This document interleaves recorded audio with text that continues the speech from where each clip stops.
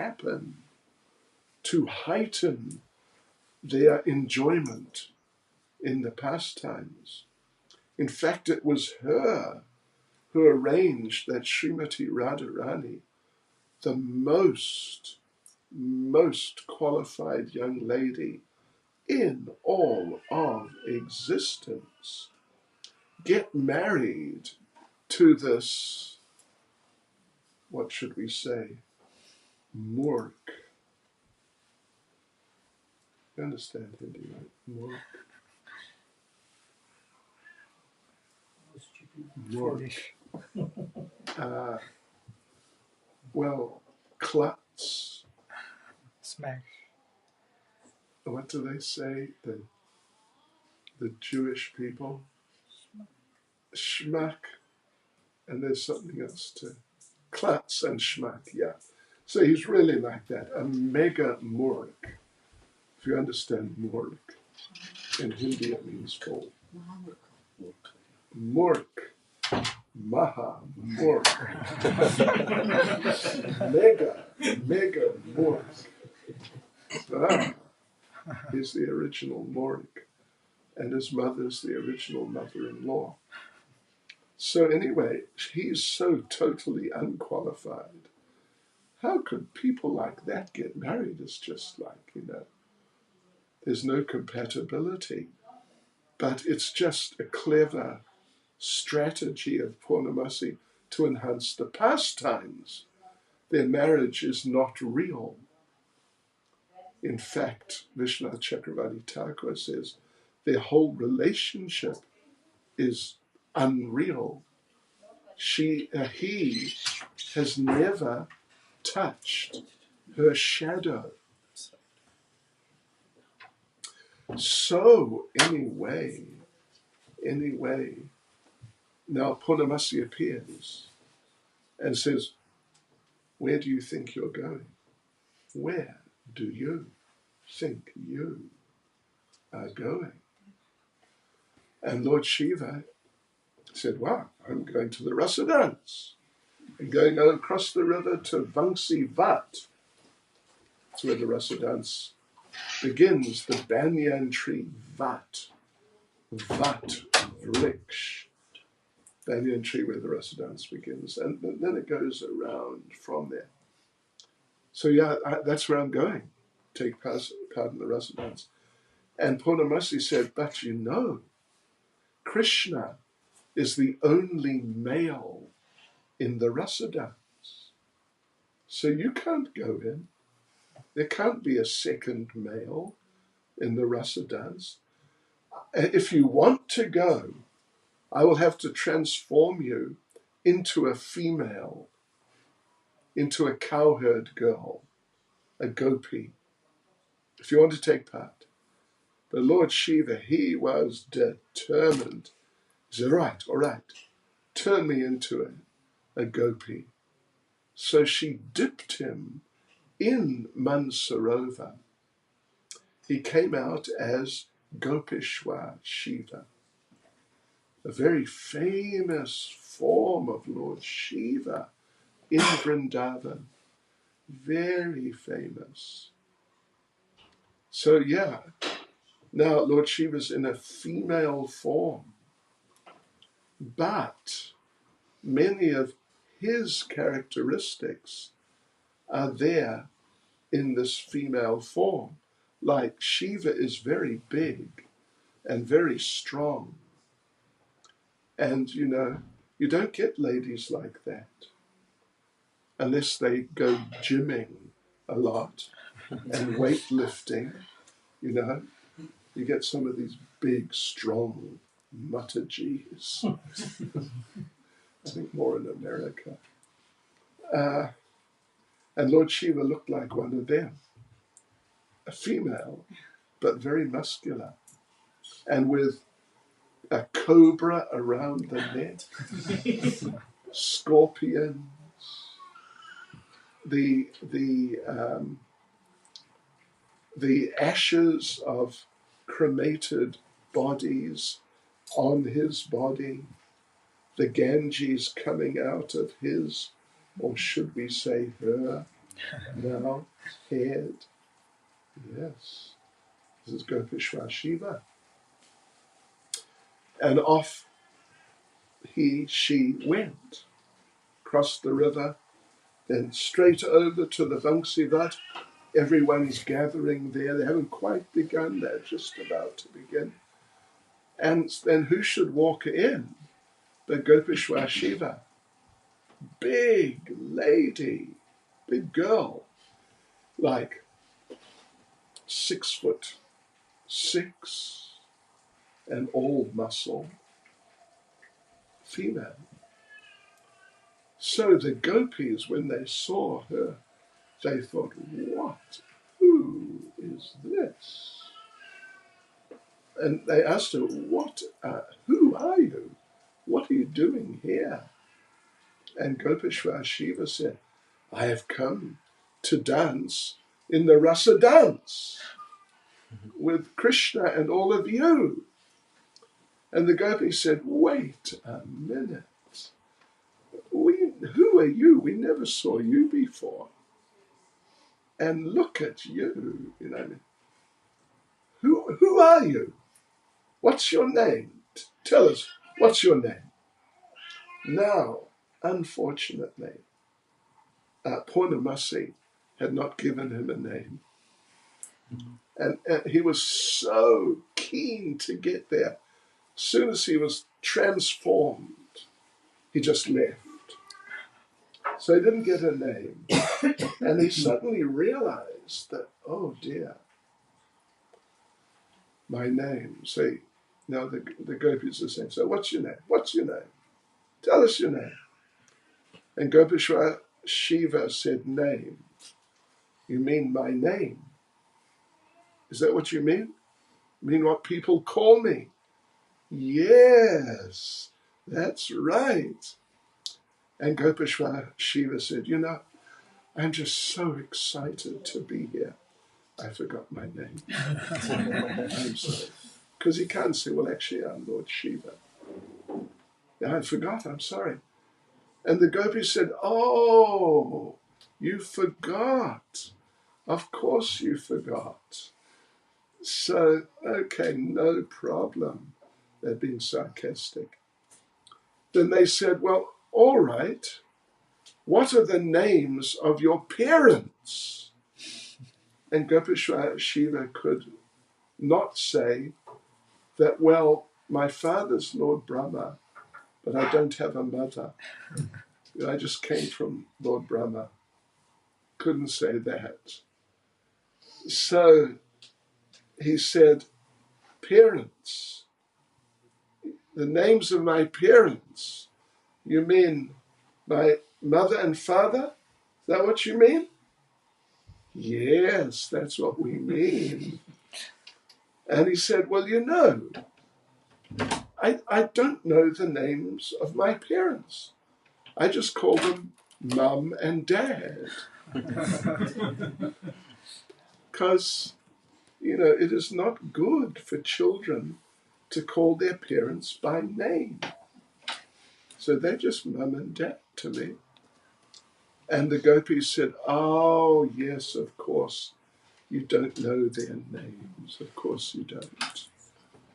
Being sarcastic. And then the gopis said, well, where do you live? Which village do you live in? And Shiva could not say, well, Kailash. You know, you heard of Kailash up there. He couldn't say that. So he said, oh, village. You mean where I live? Is that what you mean? That place. He said, he said, well, you know that village. You go down the road and turn left and turn right and go along and turn right and left and then turn around in a circle and it's just down the road. You know that place. But I don't know what the name is. It's home. I just call it home. And the gopi said, oh, you don't know the name of your village. Of course you don't. Yes. And then they said, and what's that cobra doing around your neck? What is this? This is ridiculous. And Gopeshwar Shiva said, oh, he's tame. He's a pet. He's a friendly cobra. Oh, right. And we suppose those scorpions are friendly also. Oh, yes, they're very friendly. They never bite. Okay, that's good. And what's this powder you've got all over your body? This white powder, it looks like the ashes of cremated human bodies. What is it? And Gopeshwar Shiva, he has to think very quickly, said, yes, latest cosmetic. Everyone's wearing it. It's just, it's the latest thing. Oh, really? All right. But we thought it looked like the ashes of cremated bodies. No. And what's this fountain of water coming out of your head? And Lord Shiva could not say, well, it's actually the Ganges. So what he said is, oh, yes, very nice. It keeps me cool in the summer. You should get one also. It's really nice. And the gopi said, okay, all right, we understand everything now. So you know what we're going to do with you? You are just too strange. We're going to beat you up and chase you, kick you out, because you are just too strange. You're not coming in the Rasadams. So they're about to beat him up, and who should come but Purnamasi? And Purnamasi, that all the Brijbasis worship her. Oh, they worship her, and they do whatever she says. So Purnamasi suddenly appears and says, wait. Don't beat her up. I know this girl. She's a very nice girl. She's a little eccentric, but don't worry about that. She's very nice. So don't beat her up. And it'd be good if you let her take part in the dance, in the rasa dance. The gopi said, well, Mother Purnamasi, if you say we must not beat her up, we will not beat her up. But we are not letting her into the rasa dance. She is just too weird. So Purnamasi said, all right. But look at her, she's a big, strong girl. Let her just stand nearby so she can watch what's going on. And she can see when any unqualified people come and try and sort of gate crash the rasa dance. She can be the bouncer, Okranik. She can be the Okranik, the bouncer. So the gopis agreed. So in some pictures, not many, but particularly if you go to Vamsivat, you'll see there's beautiful painting of the rasa dance. I mean, there's all sorts of things, but in one place, just when you enter, there's beautiful painting of the rasa dance, and there's Gopeshwar Shiva on one side, with the Ganges coming from his head. He's the security man, or woman, yeah. So Srila Bhaktisiddhanta said that at the rasa dance, Vrinda Devi is the ticket collector. Vrinda Devi? Anyway, okay. Vrinda Devi is the ticket collector, and if your ticket is not in order, she calls for Gopeshwar, and Gopeshwar bounces you out. Yes, so that's Gopeshwar Shiva. And just there, it's sort of on the other side of Vrindavan, what would you say, the eastern side, is the Gopeshwar Shiva temple. Yes. And Shiva Linga, pretty, fairly big Shiva Linga, sort of like that size or something. And during the day up till lunchtime, because all the temples basically, all the main temples, they close at 12 and open 4, or in this case 5, just as evening's coming. And so during the day, during the morning, Gopeshwar is, well, you can just say Shiva Linga. But then they dress him up as a gopi. And if you go from 5 o'clock onwards, then you see there's Gopeshwar, Shiva Linga, but with a face on, a gopi's face, and a sari on, and jewelry, and all sorts of things. They really, it's a big thing. Yes, and that's the pastime. And Gopeshwar is very special. They say that in Vrindavan, 5 people are very merciful. Govardhan, the Yamuna, Vrindadevi, the dust, and Gopeshwar. They're particularly merciful and may help you get access to the pastimes in Vrindavan. So there you go, devotees. That's the pastime of Gopeshwar Shiva. Now, devotees, let me see. I will tell you the pastime of Krishna and the howls. You know that one? The howls. H-A-U. H-A-U-S. Howls. Or how is H-A-U. Howl. Sort of really pronounced howl. Oh, we were just saying. Oh, you missed it. Our Vrinda Devi is one of the most merciful people in Vrindavan. Your Vrinda Devi Dasi.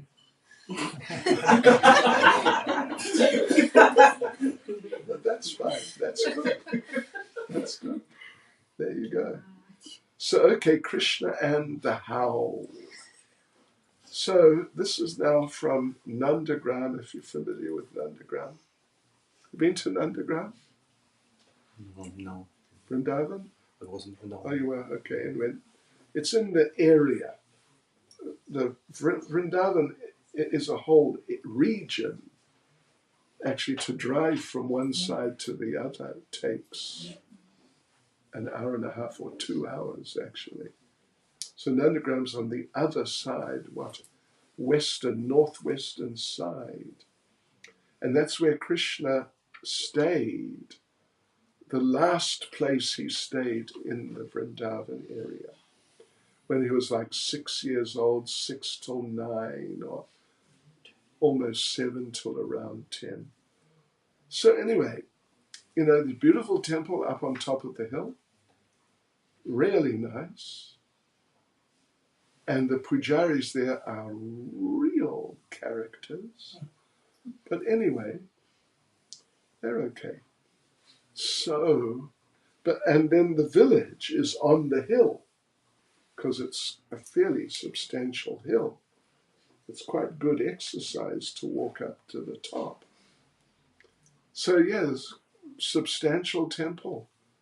And around, then there's a courtyard around the temple building. Then around the courtyard is the wall with a big wide walkway, so you can see all around the area. So, so down from the temple on top, you go down, and the village, at least to the south, goes out from the hill couple of 100 meters or something like that. And on the edge of the village is a kund, few kunds, but one of them is called Yashoda Kund. And Mother Yashoda goes there every day to wash the pots and clothes, washing things. So, and when she goes, Krishna goes with her. So, right, Krishna goes with her. And Krishna, Krishna, if you think the pujaris at Nandagram are characters, wait till you see Krishna. He's really a character.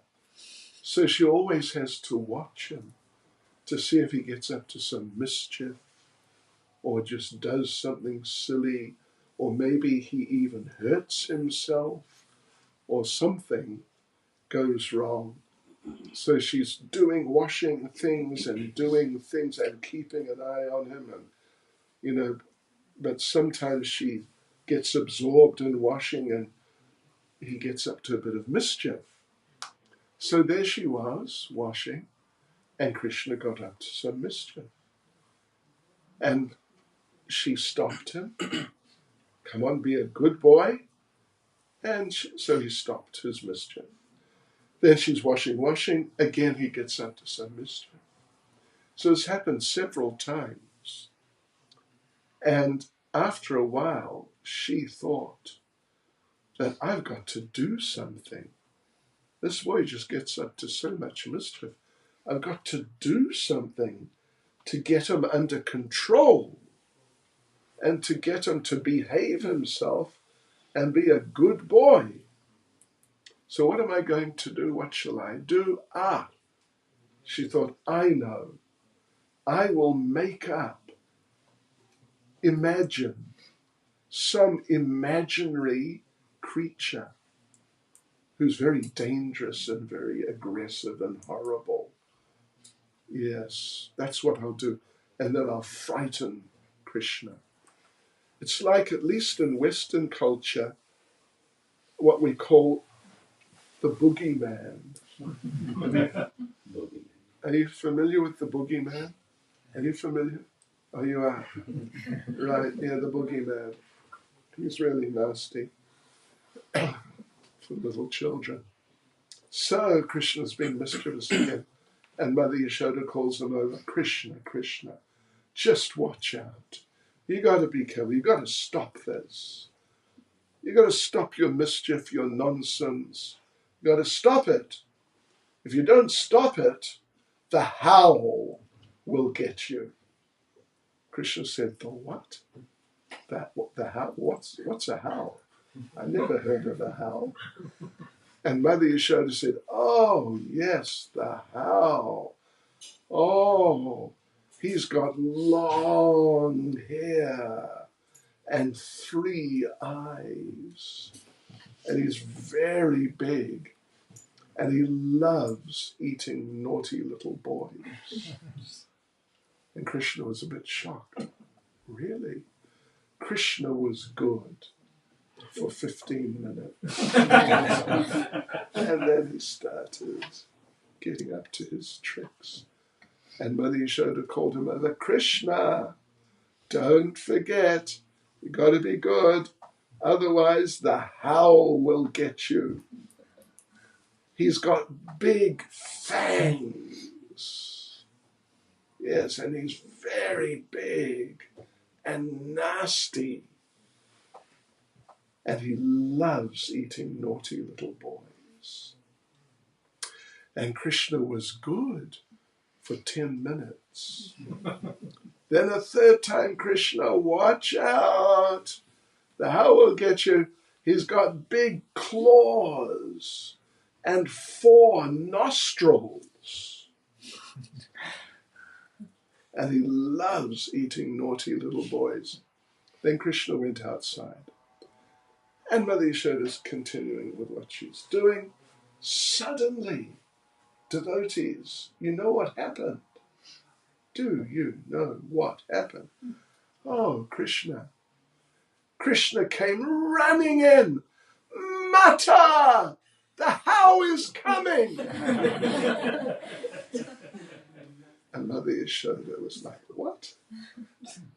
And she's just thinking, I just made up the how, there's no how.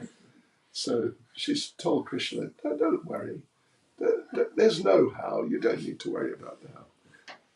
And Krishna said, no! He's coming, he's just outside, he's just around the corner. And Mother Yashoda said, no, Krishna, you know, I just made up the how. There is no how. I just imagined the how. So don't worry about the how. There is no how, really. And Krishna said, no, there is. And he's coming. Look, there he is. And there he is.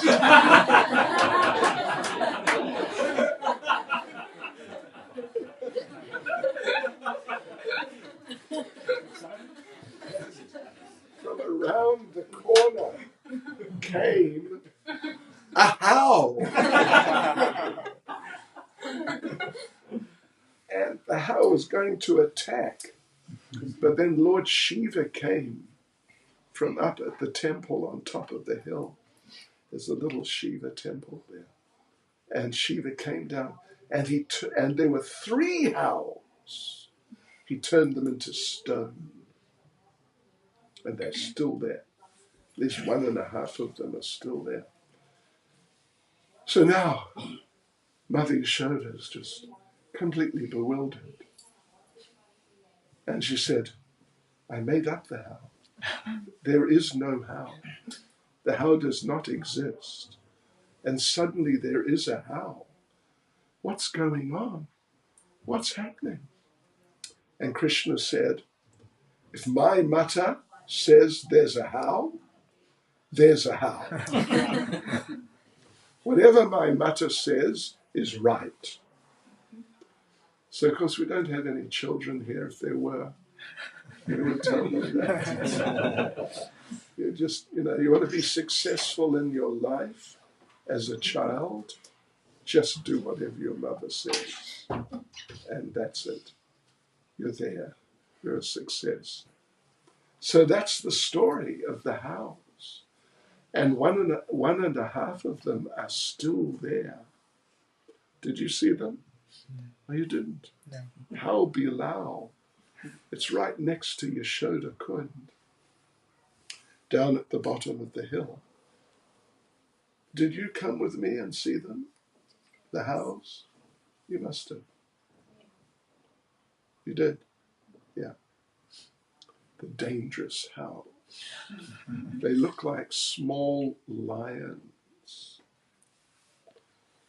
Yes, there were 3, but someone stole 1. So there you go, devotees. And any of you who are young boys, watch out for the house.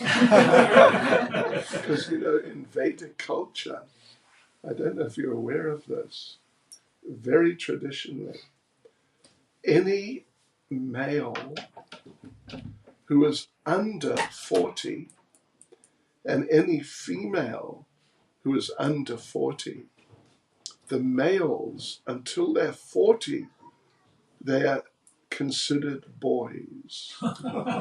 And the females are considered girls. And this is why you find Prabhupada in his lectures and just all over the place talking about the boys and girls. But they were all, 20 to 30. And I remember hearing that. I was 21 and I heard this. And I thought, me, a boy? I'm not a boy. I'm a man. But no, if you're under 40, you're a boy. And if you're a female, you're a girl till you're 40. So you've got to watch out. The hows may get you. You've got to be good. All right.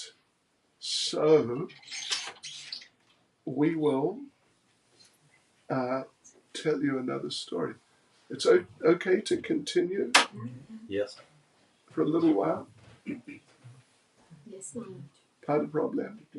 Okay, merci beaucoup. Okay, here's another one. Let's see. Well, okay. Here's another one from Yavat.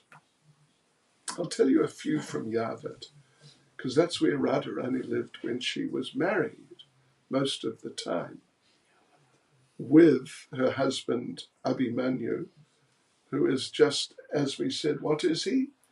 Mahamurk. You've seen Murks? This is a mega Mahamurk. Yeah.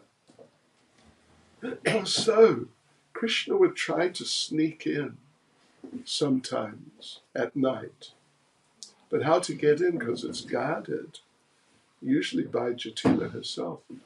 But there is, if you go there, there's a tree. There's a temple where the palace used to be. And there's a tree in the middle of the courtyard there. And there used to be a big tree, and Krishna would climb up the outside wall, climb into the tree, climb down in the tree, and zip over and meet with Radharani.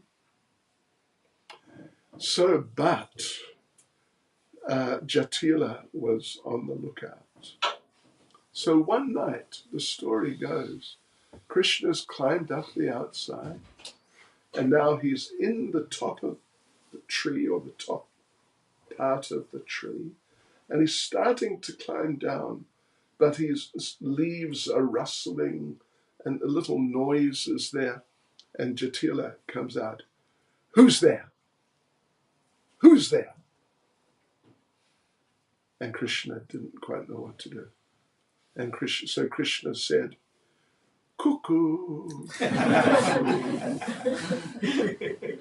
Jatila said, you don't sound like a cuckoo. Who are you? And Krishna went, cuckoo.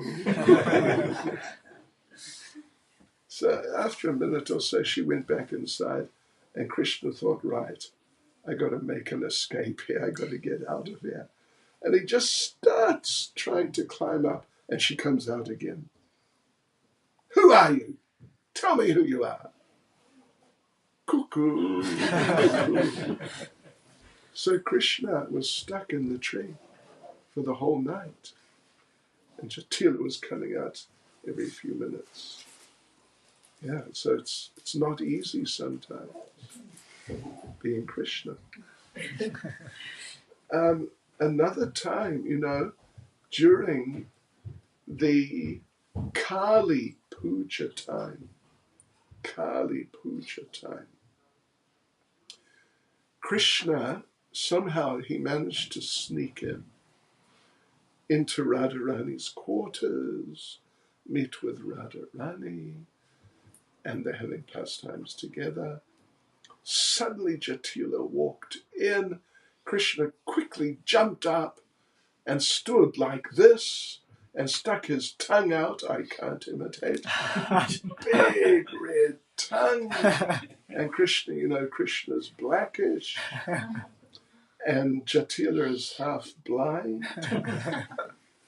And Jatila said to Radharani, where did you get this beautiful deity of Kali? I never saw her before. And, Krishna's there. But she's half blind, so she can't see clearly at all. And so Jatila blessed Radharani.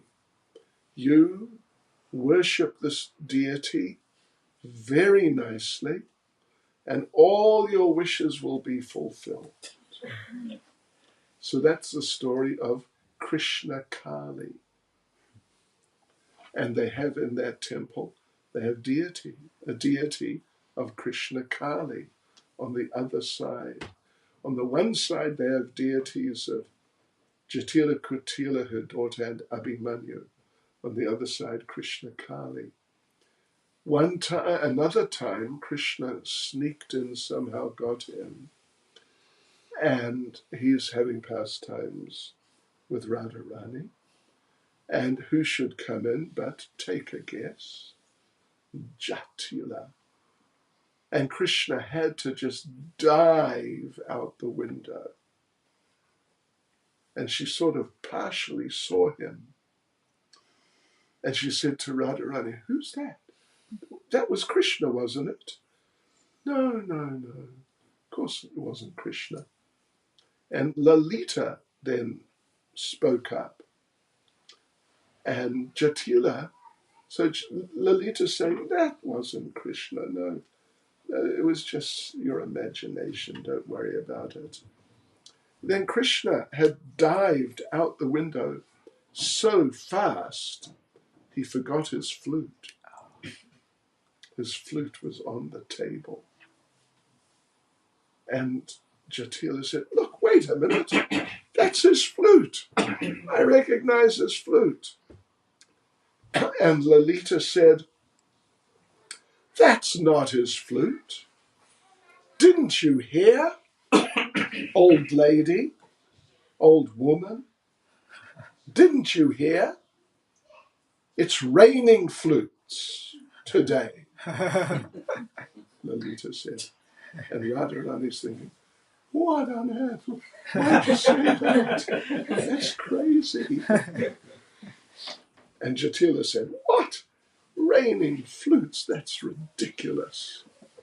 And Lalita said, "Look out the window and see." And Radharani thought, "Oh no, what are you doing, Lalita?"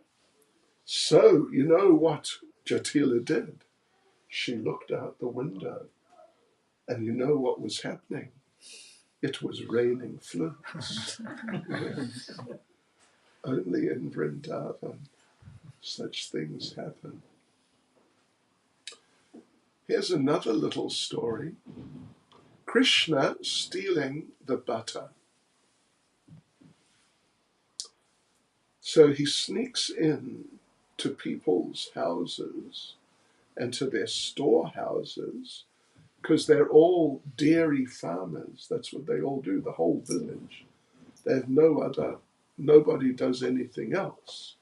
They just have cows and they produce dairy products, and then they trade them with the people from other villages who produce like vegetables, rice. They trade, and that way they get the other things. So, yes. So Krishna goes in, and suspended from the ceiling, something like this, was a big, nice, big, like 10-liter pot of butter. Just the best butter. But Krishna's small because, he's a small boy. So somehow he got up, maybe he found some other empty pots and stacked them up and climbed up. And he's just about to put his hand in and take some butter when he saw there were bells around sort of the neck of the pot. And, it's a security device. They're going to ring if he puts his hand in. So Krishna, our hero, he spoke to the bells and said, "Listen, don't ring, okay? When I take the butter, don't ring, and I will be your best friend. So if you don't ring, when I steal the butter, I'll be your best friend." And the bells said, "No problem. Steal the butter, go ahead. When you're stealing the butter, we will not ring." So great. Krishna climbs up, hand in, whole big handful of butter, and the bells didn't ring. And Krishna thought, this is great. But then, while he's still up there, he thought, let me just try the butter. And took a big mouthful of butter. And you know what happened? The bells rang. And Krishna said, "What? You promised you wouldn't ring. You promised. Why did you ring? You broke your promise. And the bell said, no, no, no. We didn't ring when you stole the butter. But when God eats, you have to ring a bell. In the temple, you'll always hear them ringing the bell when they're offering the food to the deities. Yes, so we don't know if he made a getaway or got caught or what, but that's what happened. Another time he was in stealing butter from one lady's storehouse. And this lady, she was a bit irritable. Many of the ladies, they were happy when Krishna would steal their butter, but not this lady. So she knew Krishna's going to come sometime this morning. So she hid herself in the butter storehouse. And when Krishna came and he climbed up to steal some butter, she jumped out and just grabbed him and said, right, you're coming with me. I'm going to take you to your mother, and your mother is going to chastise you. In front of me, I'll make her chastise you.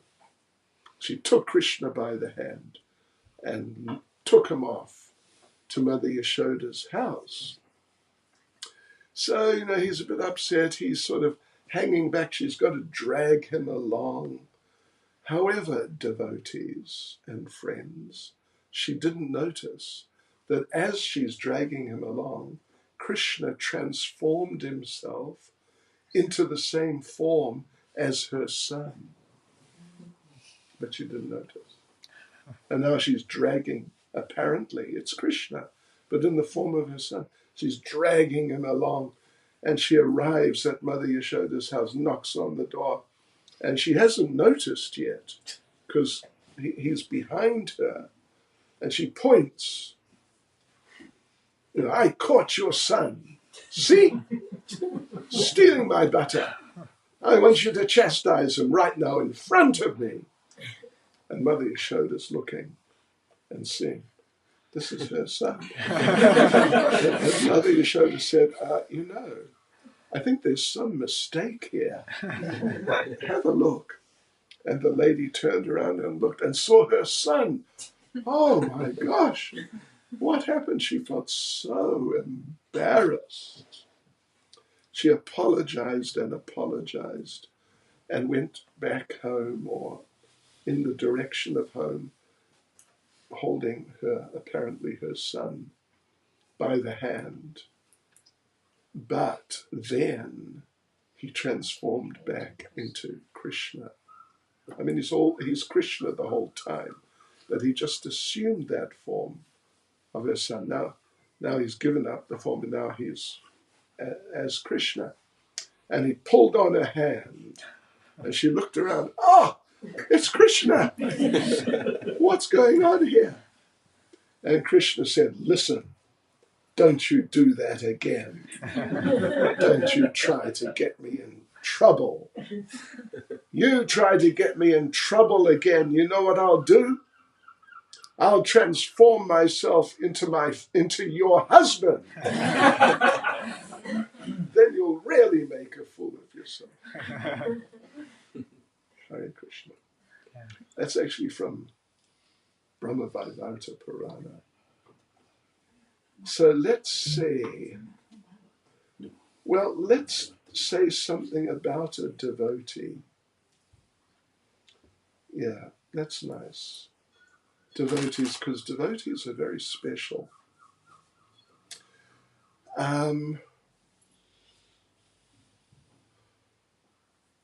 Raghunath Das. Well, anyway, okay, let me tell you a story which sort of centers around Sanatana Goswami and Jiva Goswami and Rupa Goswami. Actually, Well, I'll tell you that tomorrow. You'll have to come tomorrow. I would have, I mean, not have to, but it's best to read some certain things because it's very deep. But let me just tell you about a story about Raghunath Das Goswami. Raghunath Das Goswami is one of the 6 Goswamis and very great devotee and very austere. Wow, so austere. What he used to do, every day he'd chant about 64 rounds. Then when he'd finished, he'd give class for 3 hours about Lord Chaitanya. Then when he finished that, he would offer obeisances to deities 1,000 times and prostrated right on the ground, obeisances 1,000 times. Then after that, he'd offer obeisances to devotees 2,000 times. Nice program. Give it a try, see what happens. See if you make it. So one day, some devotees were there, going on pilgrimage, visiting different temples around Radhakund, Shamakund. There weren't many in those days, but there were a few. So they're going around. They came to one temple, walked in, and there was Raghunath Das Goswami prostrated on the ground, like offering dandavats on the ground. So, okay, that's very nice. So they offered their obeisances, and they stood up, those devotees, and then went and had darshan of the deities, and they looked around, and there's Raghunath Das Goswami. He's still flat on the ground. And then they realized, because he was old, he lived to be like 99, something like that. So he's old. And they realized he can't stand up. He's not able to stand himself up. So they went and they picked him up and dusted him off a bit. And they said, you know, Raghunath Das Goswami, you're such a great devotee. And now you're really old and, like feeble, very weak physically. So you don't need to offer dandavats, prostrated obeisances. You don't need to do it. Krishna will understand.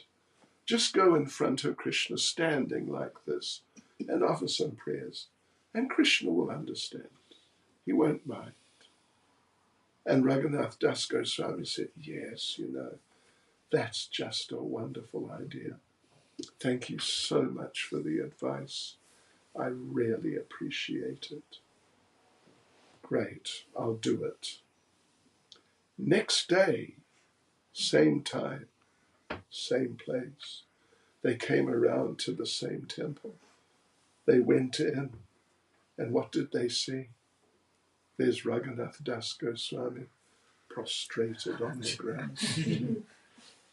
And this time they just left him. That's what he wants to do. Let him do it. Yeah. Raghunath Das Goswami, last story. Raghunath Das Goswami would edit for Rupa Goswami. Rupa Goswami was living in Vrindavan town, where it is now at least. And Raghunath Das was staying at Radhakund, Shamakund, yeah, sort of in between. And Rupa Goswami would come from time to time with a new book. Can you please check this and see how it is, if there are any mistakes or anything? And of course, Raghunath Das, he knew there's no mistakes. This is Rupa Goswami. No question of even, half or a quarter of a mistake. But he was very happy to read the books, so he would accept them and read them. So one day, Raghunath Das Goswami gave him a copy of Lalita Madhava. It's a drama. It's a big drama. If it was acted, I don't know, 3 hours at least, and probably quite a bit more, 10 acts. So, but at the beginning, Krishna leaves Vrindavan, and all the Brijbasis are just thrown into a bottomless ocean of separation, and a number of them commit suicide. Some of them jump off Govardhan Hill. Some of them drown in the Yamuna. And this is what happens. And Raghunath Das Goswami is reading this. And when he sees this, he becomes so overwhelmed, he completely loses control of his physical body. And the symptoms, like the particular bhavas, the particular ecstasies, they just completely take control of his body. So like his joints become slack, his limbs extend, and then they shrink, and his body shakes so violently that, it seems the body's just going to break up. And the devotees, seeing this, they tried to get him to stop reading the book. But Raghunath Das said, no, this was the order of my guru, Rupa Goswami. I must read it. Even though he was now, they could see his body is going to actually sort of fall to pieces, literally. And he's going to die if we don't get him to stop reading this book. So they quickly went over to Vrindavan, met with Rupa Goswami, explained to him, you've got to get that book away from him. And so Rupa Goswami quickly wrote another drama. It's called Dan Keli Kaumudi. Dan Keli means the tax collecting pastime. Kaumudi means lotus-like. The lotus-like pastime of tax collection of Krishna from the gopis. And it's very happy and jolly. And, yes, it's just joking and laughing and pulling each other's legs. So Rupa Goswami, quickly, he wrote it like in one day.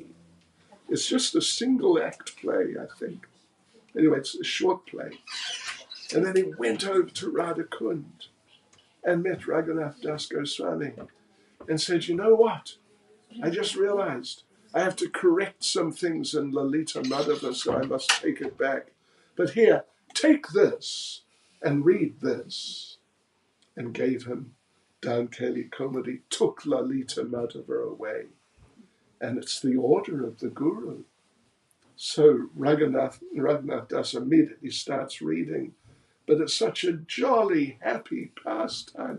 Everyone's laughing and joking. And again, he sort of was able to take control of his body. Hare Krishna.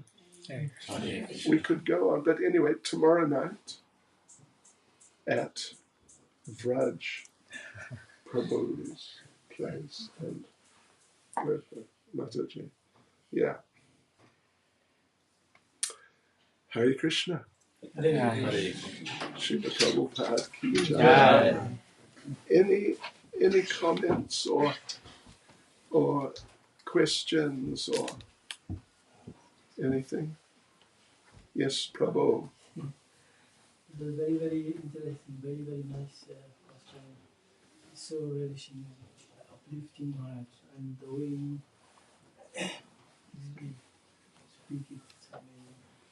Yeah, but I was just, I think I have heard somewhere like Radharani, and when you spoke about her husband Abhimanyu, so they say it was not a true, like, it's a sort of a illusion that she was married to Abhimanyu. In fact, she Yes. was never married to Abhimanyu. Well, there was a wedding, Yeah. but they were never a married couple. She would stay in her quarters. I mean, that was the normal thing anyway. A married couple, they would not stay together. There'd be ladies' quarters and men's quarters. Sounds a lot better. No, you can do it. I mean, some of our householders do. Yes. So there was no marriage, and like we mentioned, he never even touched her shadow.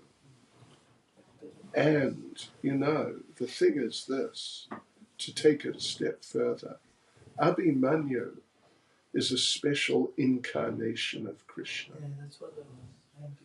Yeah. He is an incarnation of Krishna's shadow. Yeah. So it sort of looks like Krishna. And if you go there, you'll see. I mean, they're like informal deities, not like proper deities. But you can see he's the same color. And he looks like Krishna. Yeah. And it's all just part of the Lila. And in fact, one day when Krishna was out there herding the cows, and Purnamasi came and gave him a big lagdu, a big sweet, and said, "Here, look, I brought this for you." And Krishna took and said, "Really, where'd you get this from?" And she said, "Well, there was a marriage, there was a wedding in the village, and this is prasadam from the wedding. And I brought it for you." And Krishna said, "Wedding? There was a wedding? I never heard about a wedding. Who got married?" And Purnamasi said, "Abhimanyu got married." And Krishna said, "Really? Who on earth would marry him?" And now he's lifting the lagdu, this big sweet, to his mouth.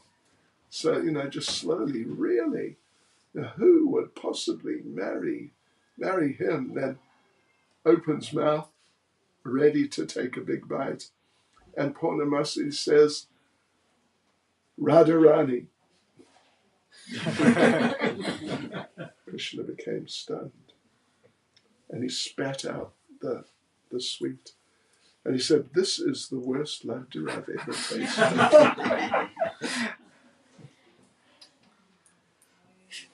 Hare Krishna.